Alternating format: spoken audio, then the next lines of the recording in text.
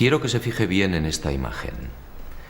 Guárdela en la memoria porque volveremos sobre ella. Se trata, en efecto, de un carro al galope encontrado en la zona de Tamashgert, al sur de Argelia. Una pintura como otras que iremos viendo, que guarda una estrecha relación con la historia que quiero contarle. Otra historia oficialmente imposible, que no será del agrado de los arqueólogos ortodoxos. Pero la verdad, como usted sabe muy bien, no es patrimonio de nadie. Sígame y juzgue por sí mismo.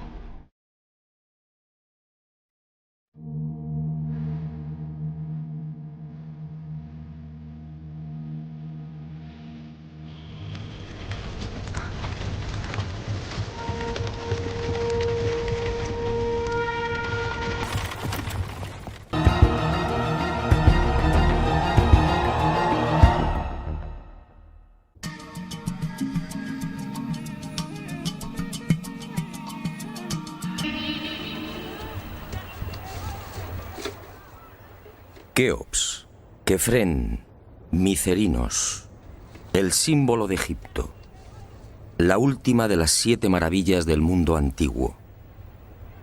Y sobresaliendo como una reina Keops, la gran pirámide.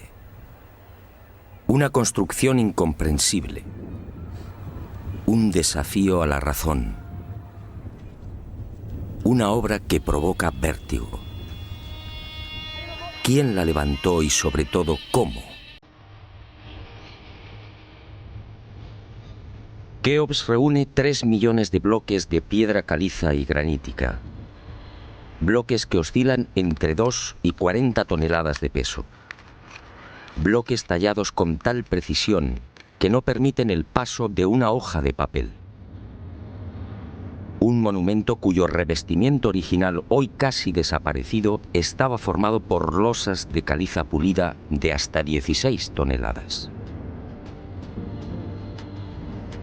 Y a su lado, otro coloso, Kefren, casi 1.700.000 metros cúbicos de piedra. Bloques idénticos a los de Keops, con un revestimiento original de caliza pulida y granito rojo de Asuán. En su base cabrían 7 campos de fútbol. Por último, Micerinos, la más modesta pero igualmente soberbia y desconcertante. Su altura equivale a un edificio de 20 plantas. Hoy, la tecnología tendría graves dificultades para alzar y depositar esos bloques de piedra.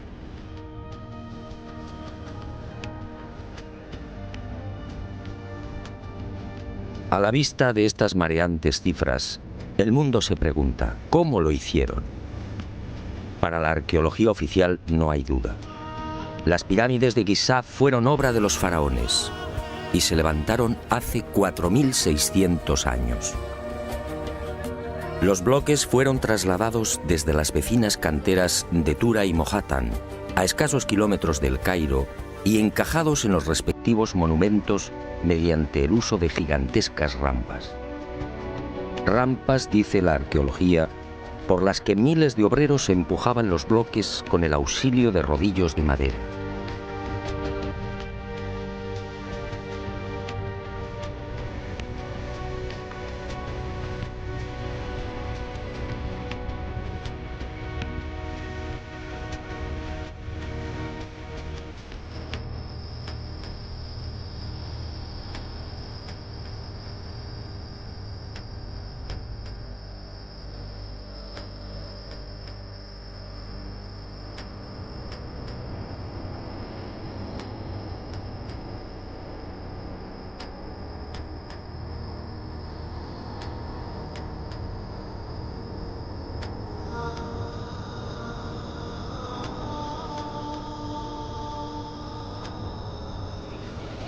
Pero la célebre teoría de las rampas, divulgada en el siglo XX por el arqueólogo alemán Ludwig Borchardt, no termina de convencer a cuantos hemos tenido el privilegio de pisar la meseta de Giza y contemplar estos 3 millones de bloques.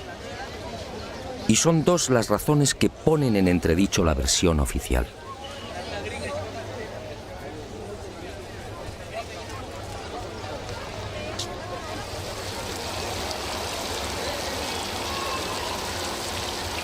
Según los arqueólogos, la Gran Pirámide fue construida por Keops, el faraón que reinó entre los años 2590 y 2567 a.C.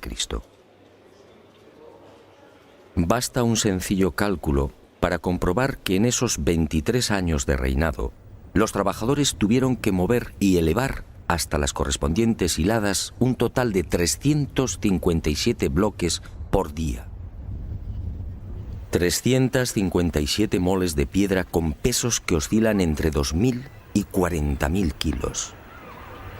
357 gigantescos sillares en 12 horas. Es decir, un bloque cada 2 minutos. Por mucha mano de obra que pudiera reunir Keops, la empresa en cuestión resulta más que dudosa. Y no solo por el arduo problema de organización, sino sobre todo por las evidentes dificultades técnicas a la hora de izar y encajar estos monstruos de caliza, granito y mármol. Los arqueólogos más conservadores se defienden escudándose en lo escrito por Heródoto en el siglo V a.C. Según el padre de la historia, los bloques eran levantados de grada en grada con el concurso de una serie de máquinas formadas por maderos cortos. Esto, al parecer, fue lo que le contaron los sacerdotes durante su visita a Egipto. Pero la narración del escritor griego no constituye un punto de partida sólido y fiable.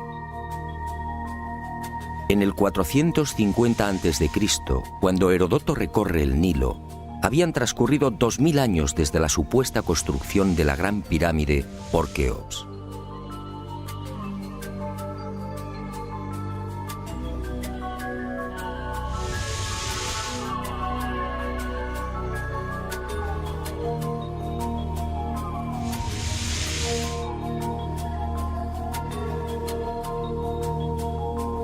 Heródoto no menciona las rampas, ni se atreve tampoco con el espinoso problema de los 357 bloques por día. Heródoto cuenta lo que le contaron. ¿Es esto una prueba científica para determinar cómo y cuándo se levantó la Gran Pirámide?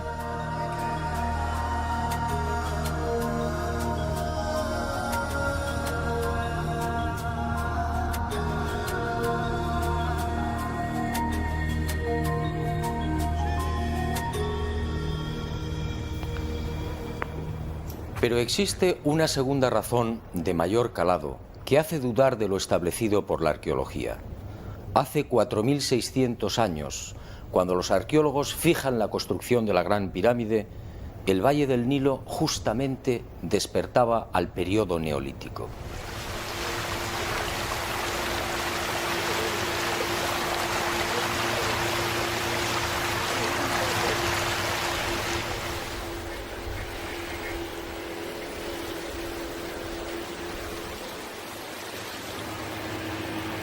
En otras palabras, tanto en el sur, en el Alto Egipto, como en las regiones del Fayum y del Delta Occidental, los habitantes malvivían en chozas de juncos y adobe. Se hallaban todavía en la Edad de Piedra, con un precario desarrollo agrícola y un incipiente pastoreo. Sus herramientas eran groseras, basadas principalmente en la industria lítica. Sería 3 siglos después, hacia el 2300 a.C., cuando estos pueblos entrarían en la Edad del Bronce. Y surge la primera gran contradicción. Si Egipto cambia la piedra por el bronce en el 2300 a.C. aproximadamente, ¿cómo pudieron levantar la Gran Pirámide 300 años antes? ¿Con qué herramientas? ¿Con qué clase de conocimientos? ¿Cómo explicar semejante salto cualitativo?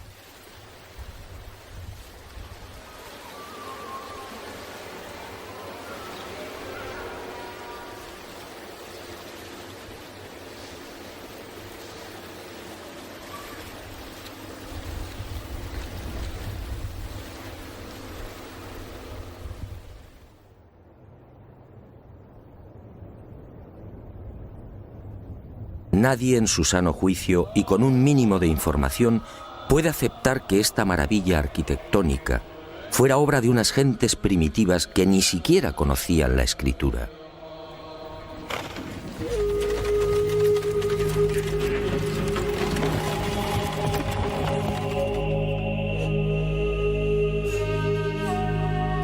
El testimonio de Heródoto, en efecto, deja mucho que desear. Hoy cualquier arquitecto o ingeniero comprende de inmediato las graves dificultades técnicas que debieron superar los constructores de la Gran Pirámide. Las cámaras, galerías y los mal llamados conductos de ventilación exigen unos profundos conocimientos matemáticos y arquitectónicos.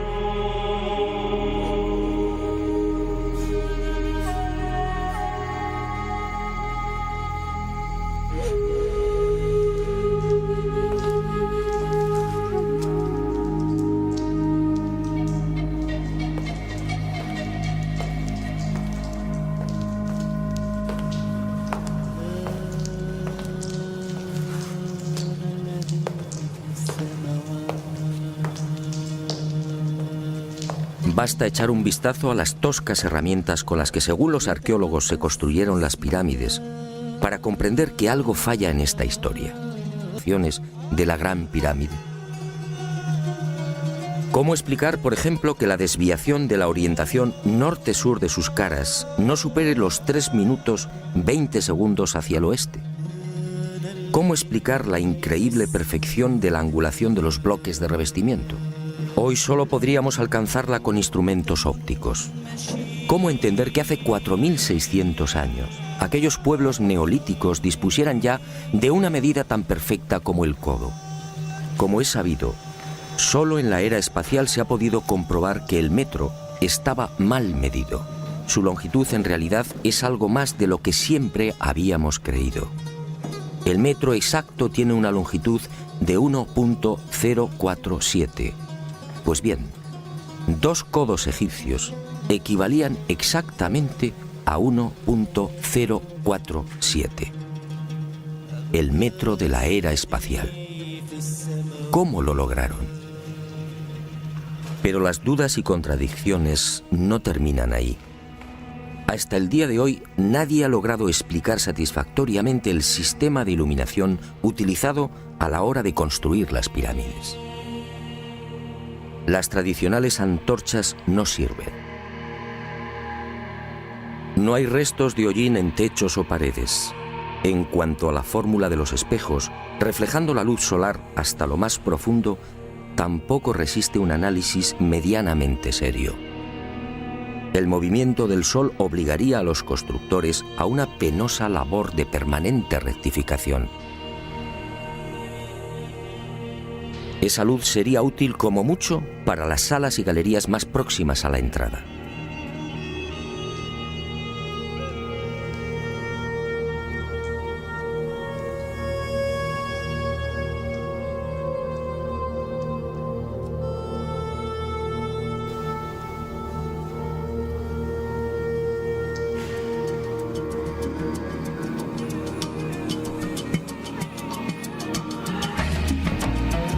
Las explicaciones de los arqueólogos tampoco convencen cuando alguien pregunta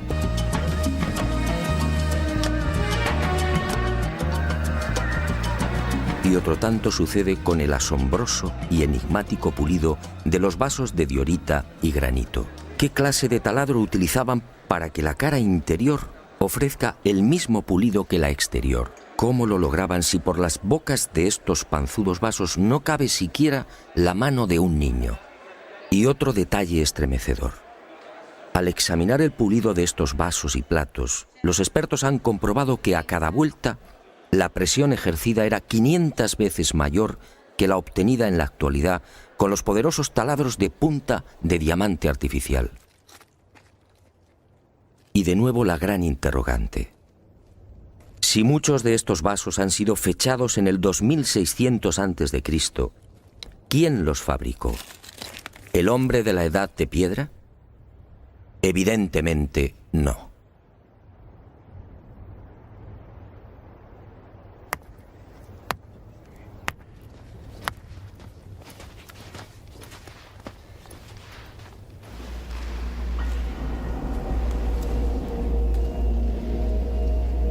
quién fue capaz de un pulido como el que presenta el supuesto sarcófago de la pirámide de Keops. El acabado en el bloque de granito resulta imposible para un hombre del Neolítico. Mientras las esquinas aparecen absolutamente cuadradas, el índice de imperfección de la superficie del sarcófago no llega a 2/10 de pulgada. Es decir, la 10ª parte del espesor de un cabello humano. Esa perfección en el trabajo sobre la negra y dura diorita alcanza su máxima expresión en la estatua del citado faraón Kefren, hallada en el Templo del Valle, junto a la pirámide que lleva su nombre. El pulido de la misma es tal que solo cabe el silencio. Nadie sabe, nadie entiende cómo se logró semejante belleza hace 4500 años. ¿Y cómo explicar la técnica empleada para la ejecución de estas perforaciones? Son perfectamente visibles en muchos lugares del Egipto faraónico. Aquí, en la entrada real de la pirámide de Keops, tenemos una muestra. Para la arqueología no hay misterio. Estos orificios, dicen, se conseguían mediante la introducción en la piedra de un cilindro hueco que al girar cortaba el granito.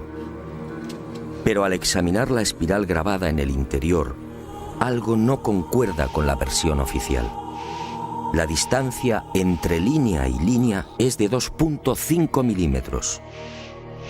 Nosotros en la actualidad, utilizando taladros con punta de diamante artificial, solo podemos alcanzar 0,05 milímetros por vuelta.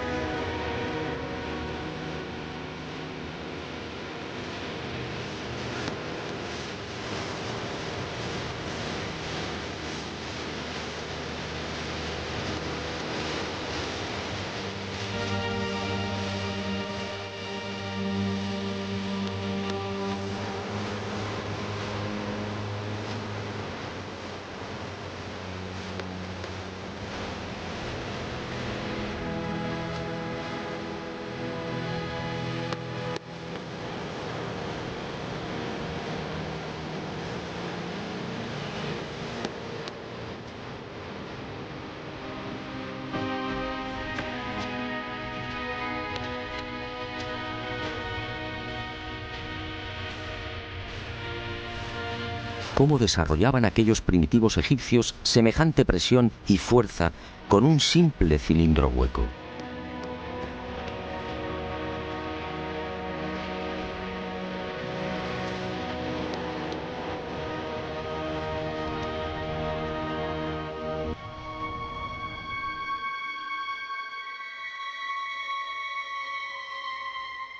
Y aunque algo posterior en el tiempo, también lo descubierto en la tumba de Tutankamón nos deja con la boca abierta.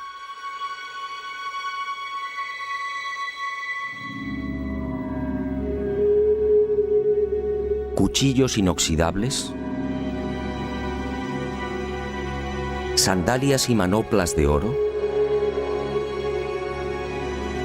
una cama ergonómica, una cama con la parte de los pies más elevada, favoreciendo así la circulación sanguínea. ¿Cómo es posible hace 3.333 años? ¿De quién lo aprendieron?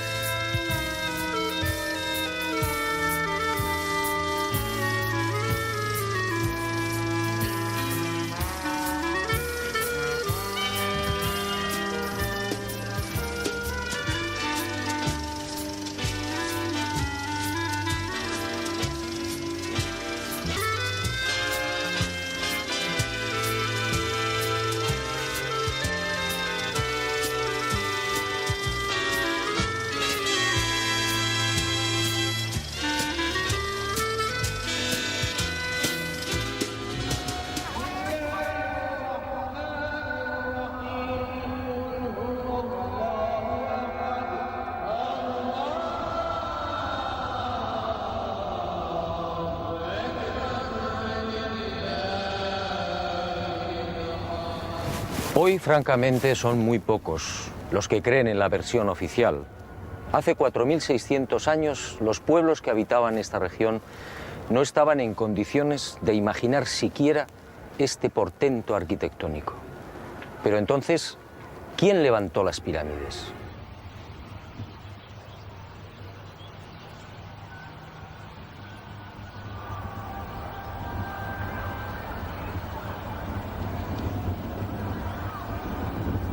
Una primera pista aparece en esta estela de piedra.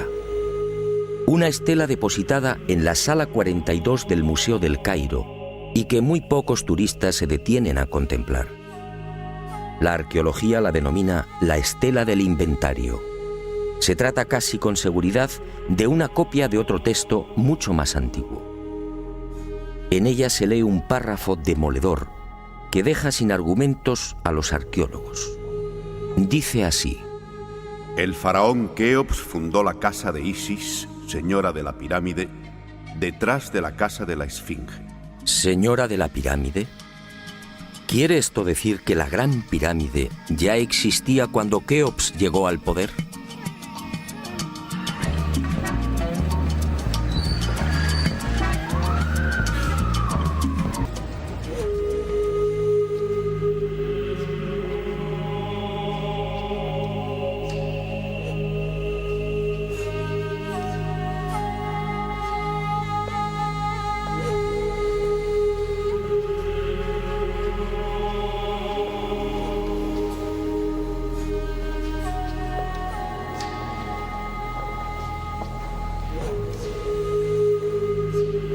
Este papiro, o lo que queda de él, recibe el nombre de Canon de Turín. Fue descubierto en 1822 por el viajero italiano Bernardino Drobetti en la antigua ciudad egipcia de Tebas. El propio Champollion lo tradujo, concediéndole una singular importancia. Pero la arqueología ha preferido ignorarlo. Y no es de extrañar a la vista de su contenido. Esta escritura hierática procede de la época del no menos célebre Ramsés II, entre los años 1290 y 1224 a.C. Para algunos, el faraón que persiguió a Moisés. En total, 160 fragmentos correspondientes a 11 hojas escritas hace 3.200 años y en las que se lee una extraña lista de reyes. Una lista de reyes egipcios imposible para la ciencia. Imposible, sí, porque de aceptar lo manifestado en este documento arqueológico, la cronología faraónica se vendría abajo. ¿Y qué dice este papiro de 1,70 metros de longitud? Sencillamente que en un lejano pasado, Egipto fue gobernado por unos seres mitad hombres, mitad dioses, que recibían el nombre de Sen-Su-Hor, los compañeros de Horus. La lista de estos misteriosos reyes sitúa el primer gobierno en el Valle del Nilo, no durante el faraón Menes, hace 5.000 años, como afirma la arqueología, sino mucho más atrás en el tiempo. Concretamente hace 11.000 años. Esta desconcertante y revolucionaria lista de reyes aparece ratificada en buena medida por otra historia igualmente despreciada por los arqueólogos. Me refiero a lo escrito por Manetón en el 240 a.C. Este sumo sacerdote recibió el encargo del faraón Ptolomeo II Filadelfo de escribir la historia de Egipto desde sus comienzos. Manetón tuvo acceso a la documentación depositada en el templo de On, en Heliópolis, y cumplió el trabajo. En los escasos fragmentos que se conservan de su obra, en especial en los recopilados por Eusebio, puede leerse algo insólito que, como decía, coincide en lo básico con lo relatado en el Canon de Turín. Según Manetón, antes de Menes, el primer faraón de la primera dinastía, Egipto fue gobernado por unos semidioses y también durante miles de años. El sumo sacerdote greco-egipcio no habla de los Sen-Su-Hor, pero la casualidad es más que sospechosa. ¿Quiénes eran los Sen-Su-Hor? ¿Por qué los califican de semidioses?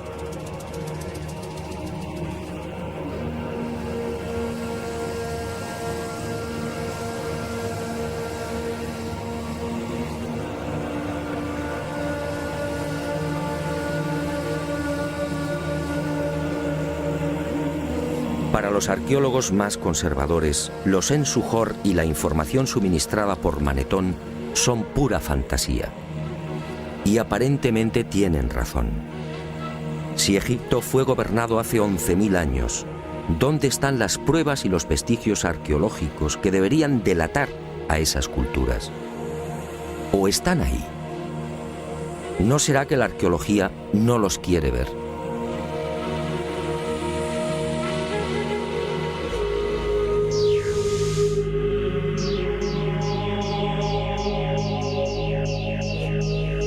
El presente descubrimiento se debe al investigador español Manuel Delgado.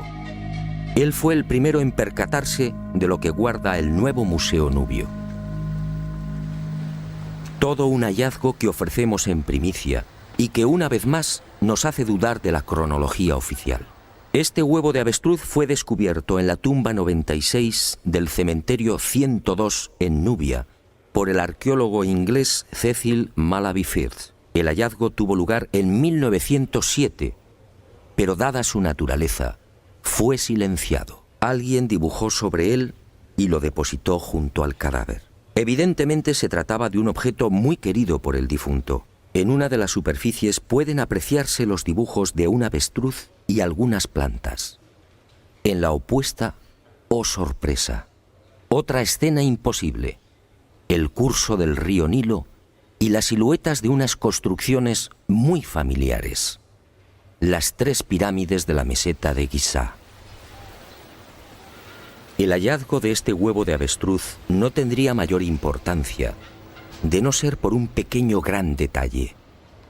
Según los investigadores, los restos humanos de la citada tumba 96 se remontan a la cultura Nagada I, es decir, alrededor de 7.000 años. 7.000 años. Algo en efecto no cuadra.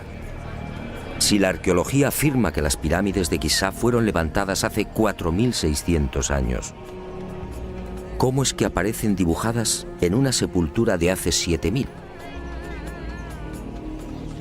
Pero las pruebas que apuntan a un pasado mucho más remoto de lo que pretende la egiptología no terminan ahí. En 1991 volvió a encenderse la polémica. Esta vez el protagonista fue Abu el-Hol, el padre del terror, nombre dado por los naturales de la región a la mítica esfinge.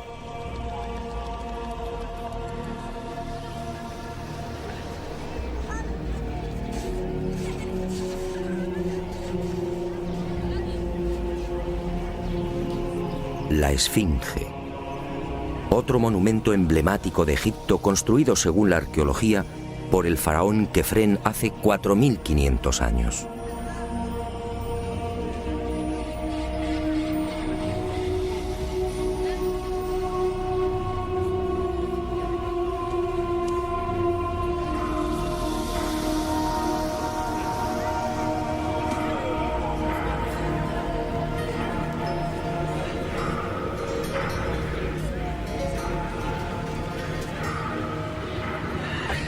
Lo que hoy podemos contemplar tiene escasa relación con la estampa original. En el pasado se hallaba totalmente pintada. El cuerpo de león en rojo y el tocado de la cabeza en azul, con rayas horizontales en amarillo. Portaba una barba postiza y por delante de esa barba aparecía una estatua a tamaño natural. Durante la invasión de los mamelucos, la esfinge fue cañoneada y la nariz destrozada. ¿4.500 años? ¿Por qué la arqueología sitúa la construcción de la esfinge en esa época? En primer lugar, por el parecido del rostro con algunas de las estatuas de Kefren. Y además por el hecho de hallarse muy próxima al templo funerario de dicho faraón. Aunque parezca increíble, eso es todo.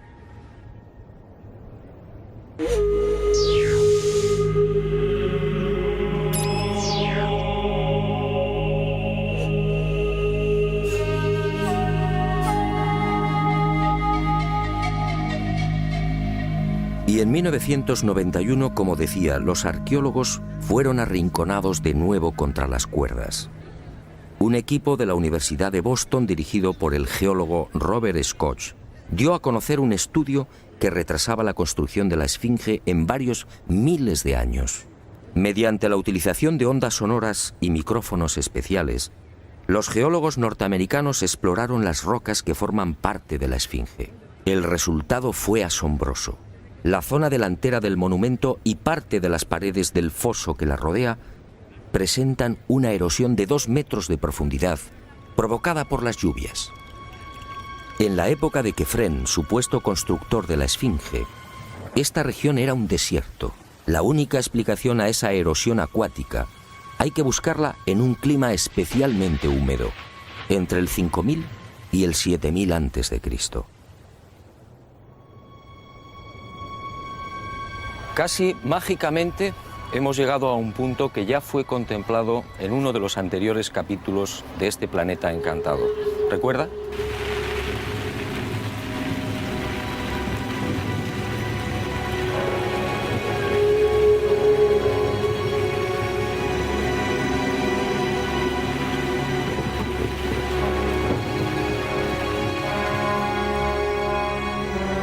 Al hablar del Gran Jardín, pudimos comprobar cómo todo el norte de África, hace unos 12.000 años aproximadamente, se vio sometido a un dramático cambio climático.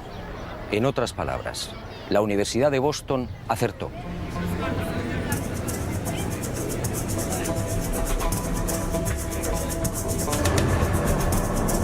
Fue a partir de esa época, hace ahora unos 8.000 años, cuando los monzones perdieron fuerza y el Sáhara entró en un lento pero progresivo proceso de desertización. Y fue justamente hace 4.500 años, cuando la arqueología fija el momento de la construcción de la Esfinge, cuando estas tierras fueron definitivamente abandonadas por las lluvias. Kefren, por tanto, no pudo levantar la Esfinge. Como mucho, quizá la restauró. El padre del terror estaba aquí desde mucho antes. La huella de las torrenciales lluvias registradas en el llamado Gran Húmedo Holocénico es incuestionable. Y algo similar vino a suceder con el investigador Robert Bauval. 20 años antes, este ingeniero egipcio se atrevió a difundir una hipótesis que conmocionó a los seguidores y amantes del Egipto faraónico.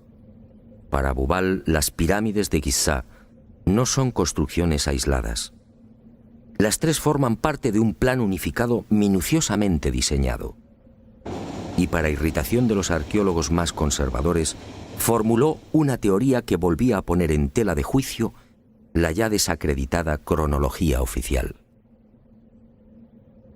La tesis de Bauval es conocida como la correlación de Orión, es decir, el asombroso parecido en la disposición de Keos, Kefren y Micerinos respecto a las 3 estrellas que forman el cinturón de Orión. Basta trazar una línea entre las 3 pirámides y otra entre las estrellas del cinturón para observar que sendas ubicaciones son casi idénticas. Casi idénticas, sí, pero no iguales. El ángulo de las pirámides es de 172 grados y el de las estrellas de Orión en la actualidad de 181. Bauval se percató de esta pequeña diferencia y tuvo una genial intuición. Con la ayuda de las computadoras retrocedió en la historia y descubrió que la alineación de las estrellas del cinturón de Orión coincidía con la de las pirámides hace 12.500 años. No son demasiadas coincidencias. Por un lado, la geología demuestra que la Esfinge tuvo que ser construida en pleno Gran Húmedo, es decir, hace más de 9.000 años. Por otro, el papiro de Turín y Manetón aseguran que unos semidioses gobernaron el valle del Nilo hace 11.000 o 12.000 años. Quizá más. También el huevo de avestruz hallado en la tumba 96 en Nubia nos dice que las pirámides existían ya hace 7.000 años. Y la tesis de Bauval pone punto final, insistiendo de nuevo en esa misteriosa fecha. 12.500 años.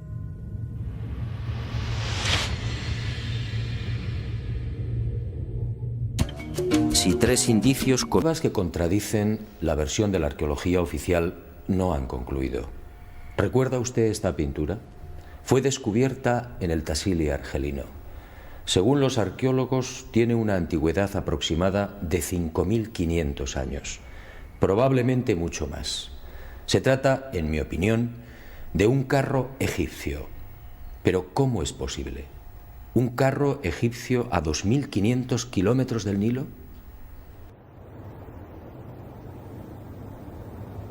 ¿Un carro egipcio antes de que existiera Egipto?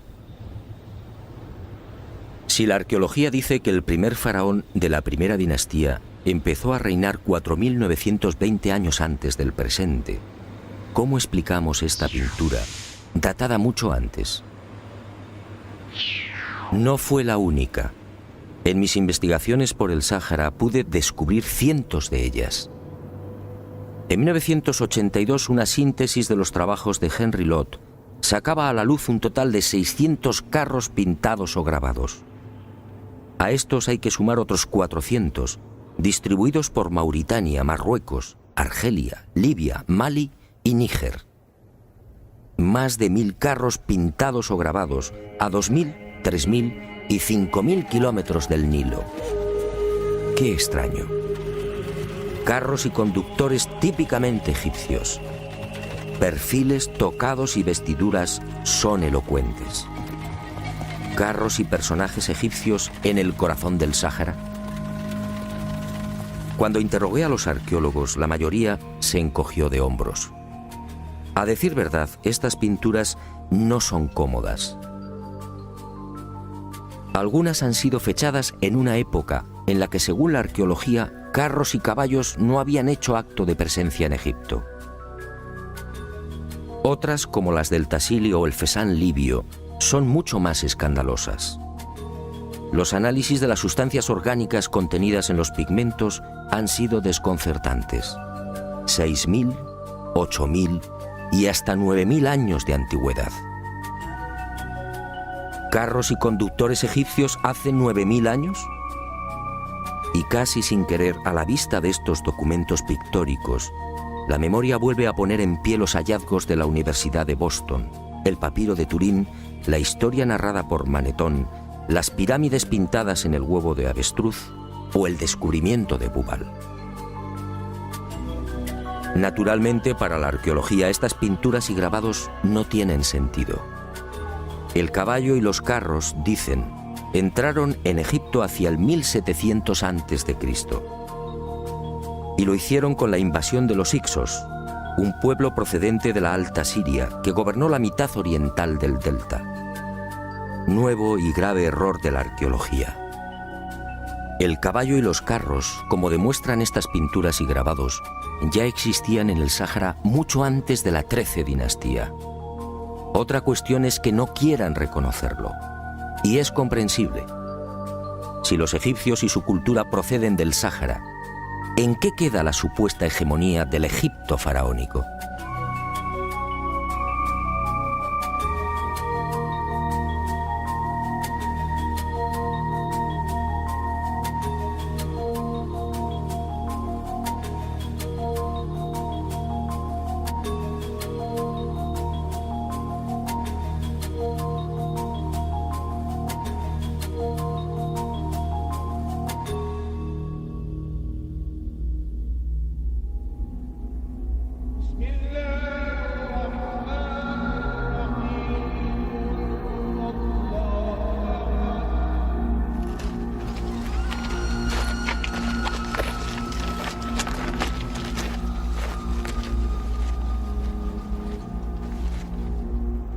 Pero las imposibles pinturas egipcias en el Sáhara, a 2.500 kilómetros del Nilo, no se limitan a carros al galope. Otras, para desconcierto e irritación de la arqueología, presentan escenas muy diferentes. Ofrendas. Personajes adornados con el ureus, la serpiente sagrada sobre las cabezas. Barcas igualmente egipcias. Vestimentas similares a las que lucen faraones y sacerdotes. Individuos de perfil al más puro estilo egipcio. Pinturas todas ellas muy anteriores al Egipto faraónico.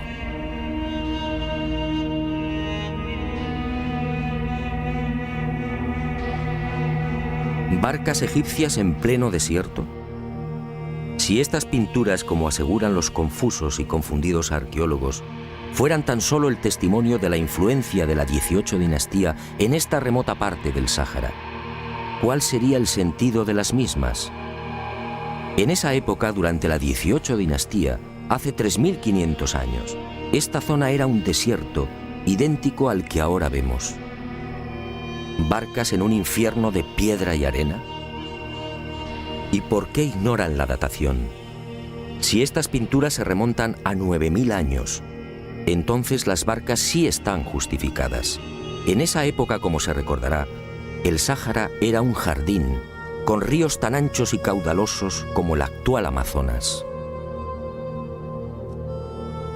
Pero las extrañas coincidencias van más allá. En esta tumba, a lo largo de más de 120 metros, hace 3100 años, Ramsés III mandó pintar lo que se conoce como el Libro de las Puertas, una especie de cartografía del más allá, una síntesis de la religión del inframundo, la religión del río infernal, la religión que partió del Sáhara y que posteriormente, con las migraciones, apareció entre los guanches, los íberos y los etruscos. ¿Casualidad? ¿Y qué decir de los cientos de representaciones de la vaca sagrada Hathor, del buey Apis o del carnero Amón, todos egipcios con el disco solar entre los cuernos? ¿Cómo explicar que estas mismas imágenes podamos encontrarlas en las pinturas y grabados rupestres de Marruecos, Libia o Argelia? Grabados y pinturas, no lo olvidemos, de 9000, 10000 y 12000 años de antigüedad, es decir, muy anteriores a los bóvidos egipcios. Para el que lo quiera ver, está muy claro. El dios Sol o Amón-Ra de los egipcios, el Achamón de los guanches o el Baal-Jamón de los fenicios tienen un origen común: el profundo y olvidado Sáhara.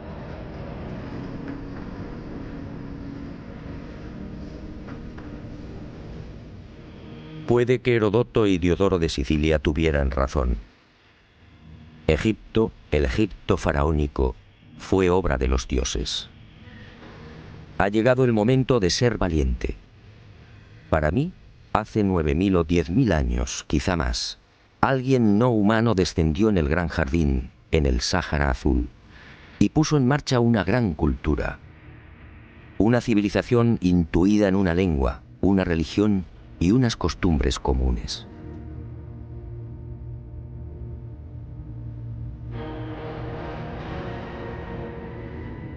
Esos seres, esos dioses de cabezas redondas pintados en Tassili, podían proceder de Orión.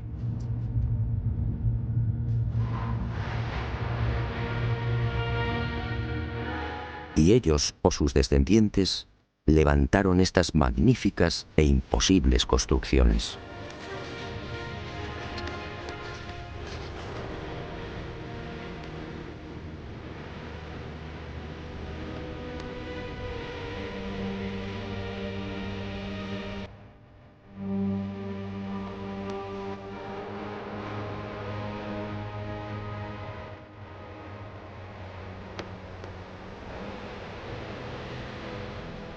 ¿Cree usted que se trata de un sueño?